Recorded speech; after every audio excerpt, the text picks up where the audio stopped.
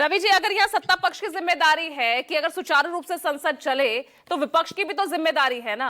ये हंगामेदार अगर सत्र की कार्यवाही चल रही है तो अकेले सत्ता पक्ष तो इसके लिए जिम्मेदार है नहीं। पूजा जी, मुझे लगता है प्रजातांत्रिक संसदीय व्यवस्था में सदन सुचारू रूप से चले, इसकी सबसे ज्यादा जिम्मेदारी सत्ता पक्ष पे है। और ये पहले के सालों में भी हमने देखा है कि ये सत्ता पक्ष की सरकार की जिम्मेदारी होती है कि वो सुचारू रूप से चलाएं, और अगर कोई सवाल उठाए जा रहे हैं तो उसका जवाब दें। मैं अभी जो ये चर्चा चल रही है इसमें बस एक दो बातें जोड़ना चाहूंगा पूजा जी। देखिए, जब भी कोई युद्ध की स्थिति होती है, लड़ाई होती है, तो ऐसा नहीं होता कि हमारा कुछ भी नुकसान नहीं होता। हमने देखा है कि हमारे भी सेना के लोग मारे गए, डेड बॉडीज वहां से चली, घर तक आई, उनका सम्मान हुआ। तो जाहिर सी बात है हमारे कुछ नुकसान भी हुए होंगे। मैं ट्रंप ने क्या कहा नहीं कहा उसको छोड़िए, कौन क्या कह रहा है उसको भी छोड़िए। मैं एक कॉमन सेंस की बात कर रहा हूं कि जब हम लड़ाई में हैं, युद्ध में हैं, तो हमारा भी नुकसान थोड़ा बहुत या जितना भी हो सकता है। ऐसा नहीं है कि हम सिर्फ अपने दुश्मन का नुकसान करेंगे। तो इसको ईमानदारी से देश के सामने स्वीकार करने में हमें कौन सी शर्म आनी चाहिए, और क्यों शर्म आनी चाहिए, और क्यों छुपाना चाहिए? मुझे लगता है बिल्कुल नहीं छुपाना चाहिए, हमें बताना चाहिए। हमें तभी तो देश को पता चलेगा और हमें असेसमेंट होगा कि भाई युद्ध के ये असर होते हैं और आगे की हमें तैयारी कैसे रखनी चाहिए, करनी चाहिए।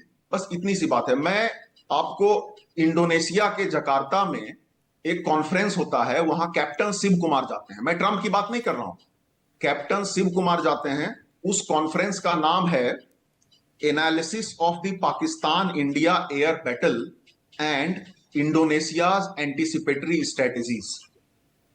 इस कॉन्फ्रेंस में कैप्टन शिव कुमार ने कहा कि कुछ विमान का नुकसान हुआ, हमारे सेना के कैप्टन है वो, और हमने पाकिस्तान के मिलिट्री एस्टेब्लिशमेंट और एयर डिफेंस सिस्टम को ठीक से नुकसान इसलिए नहीं पहुंचा पाए कि पॉलिटिकल कंस्ट्रेंट्स था, पॉलिटिकल सिस्टम के द्वारा कुछ कंस्ट्रेंट था। अब बाद में इसके खंडन और स्पष्टीकरण दिए गए होंगे, लेकिन ये कॉन्फ्रेंस हुआ था 10 जून को, और 1 जुलाई को कई अखबारों में, इंडियन एक्सप्रेस में भी ये खबर आई थी। हम लोगों को तो इसी माध्यम से पता चलता है।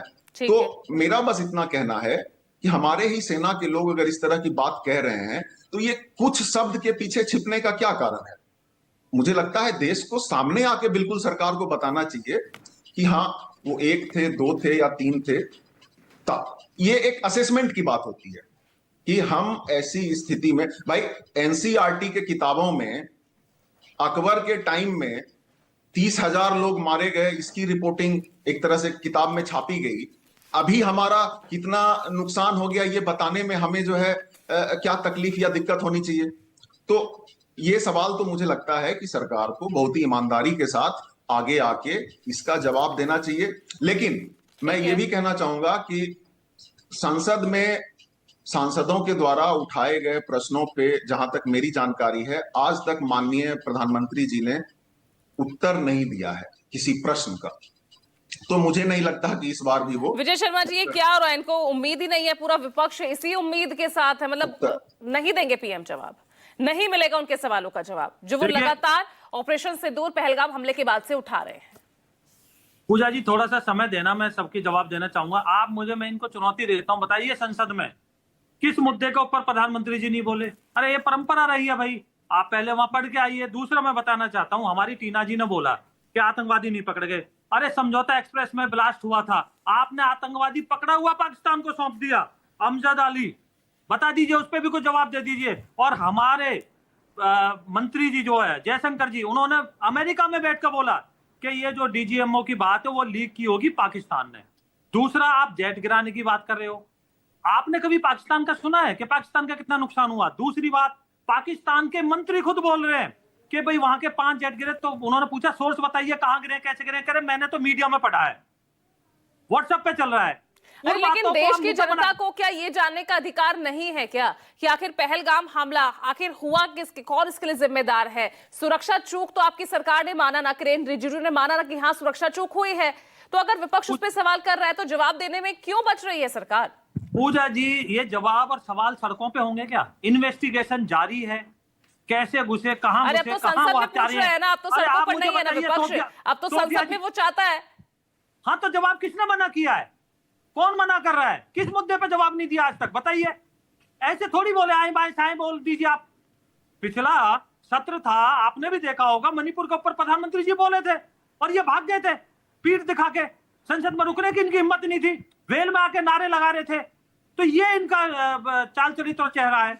ये हंगामा करते हैं, सिर्फ हंगामा करने के लिए बातें करते हैं, ये सुनना नहीं चाहते टीना कि क्या करवे। बोलना चाह रहे हैं। तो जी, दूसरा मैं बता दूं, टीना जी ने एक बात और बोली, ये देखिए, अपना दुष्यंत टीएमसी कुमार वालों जी ने ने, कहा था, सोफिया जी ने, हंगामा खड़ा करना मेरा मकसद नहीं है, सूरत बदलनी चाहिए। हम चाहते हैं सूरत अरे बदले वेल में देश आके की। मैं जिस आपको तरीके दिखा दूं की क्या वीडियो? हालत इस समय सोनिया है, गांधी मणिपुर जी का मणिपुर नाम बहुत एक-एक चिल्ला करके रहे ना, हैं अब रुक जाइए ना नहीं, विजय जी, नहीं, रुक जाइए। ये मणिपुर बहुत चिल्ला रहे हैं। बताइए, मणिपुर में आज भी शांति स्थापित हुई है? मणिपुर में एक बार भी देश के प्रधानमंत्री गए हो तो बताइए। विपक्ष के नेता राहुल गांधी जी 3 बार मणिपुर गए, लेकिन ये अपनी जिम्मेदारी से भाग रहे हैं। हमारा सवाल ये है कि आप सिर्फ जवाब बिरयानी देना चट इसमें, करने ही पूजा जी। पाकिस्तान नहीं नहीं, फिर तो पाकिस्तानी से सवाल तो बिरयानी विपक्ष के चट खत्म ही करने नहीं होते जाएंगे। ना। पहले बात होती है है कि ना? मणिपुर में प्रधानमंत्री और- बोले नहीं, अब और- जब वो मणिपुर पर बोल दिए तो अब कह रहे हैं कि वहां गए क्यों नहीं।